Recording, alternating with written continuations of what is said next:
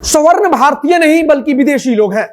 अनुसूचित जाति के लोग मंदिर में ना जाएं और जो राक्षस थे वे अच्छे लोग थे। यह बात पूर्व मुख्यमंत्री जीतन राम मांझी बोल रहे हैं। सबसे पहली बात यह कि अफसोस इस बात का होता है कि समाज में जहर फैलाने वाले लोग कभी बिहार की राजनीति में सबसे ऊंचे पद पर बैठ जाते हैं। हम भारतीय जनता पार्टी के उस नेता को भी बोल रहे हैं जो हिंदू और मुसलमान की राजनीति कर रहा है, तथा जीतन राम मांझी जैसे नेता को भी जो बोल रहे हैं कि अगड़ा और पिछड़ा, दलित और सवर्ण और इसके सहारे अपनी राजनीति चमका रहे हैं।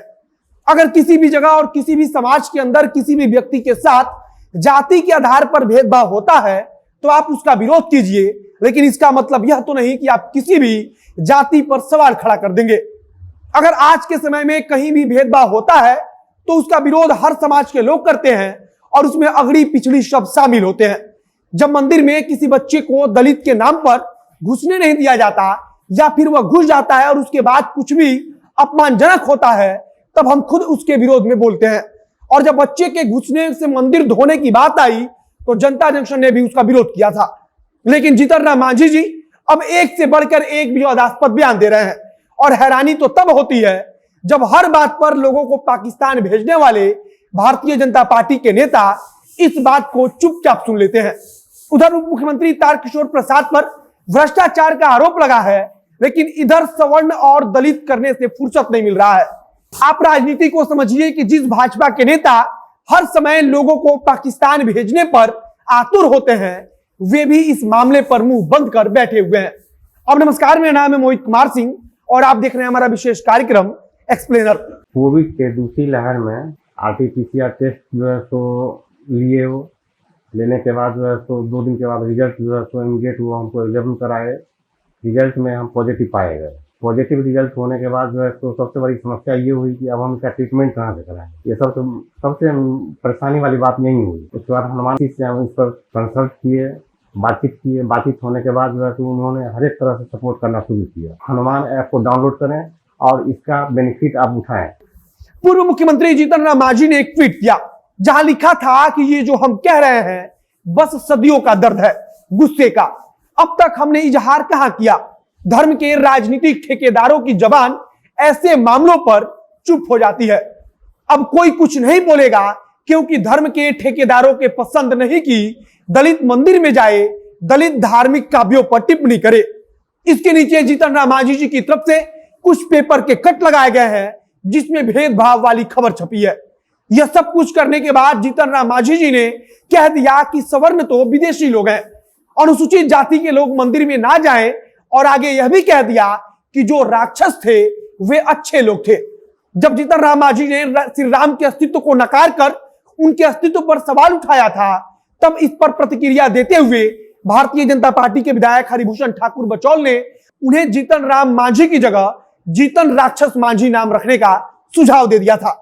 आज जीतन राम मांझी ने इसी बात पर प्रतिक्रिया देते हुए कहा कि राक्षस अच्छे लोग थे। जो लोग पहले अच्छा काम किया करते थे उन्हें आज राक्षस कहा जाता है। जीतन राम मांझी ने एक प्रकार से भारतीय जनता पार्टी पर हमला बोलते हुए कहा कि धर्म के ठेकेदारों की जुबान जब जाति के आधार पर भेदभाव होता है तब बंद हो जाता है। उन्होंने यह भी कहा कि धर्म के ठेकेदारों को यह पसंद नहीं कि कोई अनुसूचित जाति का व्यक्ति मंदिर में घुस जाए। जीतन राम मांझी 2 दिन से लगातार चर्चा में बने हुए हैं और इसका कारण है कि उन्होंने रामायण और श्री राम के अस्तित्व पर सवाल उठाया था। उन्होंने कहा था कि वह ऐसा नहीं मानते हैं कि राम कोई जीवित व्यक्ति थे। इसके बाद से भारतीय जनता पार्टी की तरफ से कई नेताओं ने प्रतिक्रिया दी और फिर यह बवाल आगे बढ़ता गया। इसके पहले पूर्व में जीतन राम मांझी ने एक बार बोलते बोलते अल्लाह को लेकर भी टिप्पणी की थी। उनका एक तस्वीर सोशल मीडिया पर शेयर किया जा रहा है जिसमें वे अपने सर पर टोपी पहने हुए किसी दरगाह में जा रहे हैं। जब जीतन राम मांझी ने श्री राम को लेकर बयान दिया, उसके बाद से राष्ट्रीय जनता दल की तरफ से भी कहा गया कि मुख्यमंत्री नीतीश कुमार और भारतीय जनता पार्टी साफ करे कि वह जीतन राम मांझी के साथ है या नहीं। हमें समझना होगा कि जीतन राम मांझी सवर्णों को विदेशी बताकर या फिर किसी के भी आराध्य पर सवाल उठाकर कोई बड़ा सुधार नहीं चाहते हैं, बल्कि वे सिर्फ अपनी राजनीति में सुधार चाहते हैं। अगर वे वाकई में सुधार चाहते तो अपनी पार्टी का टिकट अपनी समधन, अपने बेटे और अपने दामाद के बीच में बांटकर अन्य अनुसूचित जाति के लोगों को राजनीति से दूर नहीं रखते।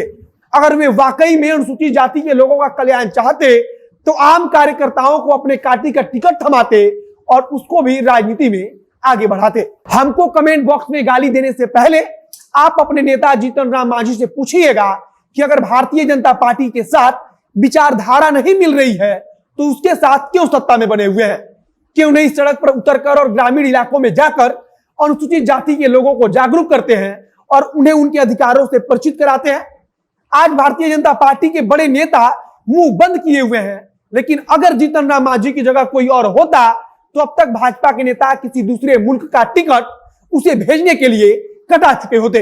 बाकी यह राजनीति है और राजनीति की विडंबना देखिए कि एक दूसरे को गाली देने वाले भी एक साथ आकर सत्ता चलाते हैं और हम जैसे आम आदमी उनके लिए आपस में लड़ते हैं। अब वीडियो समाप्त करते हैं। इस वीडियो को शेयर कीजिएगा, आगे अन्य जानकारी जो भी आएगी उसे आप तक पहुंचाएंगे। फेसबुक पेज को लाइक कीजिए और अगर यूट्यूब पर देखने वाले चैनल को सब्सक्राइब कर लीजिए।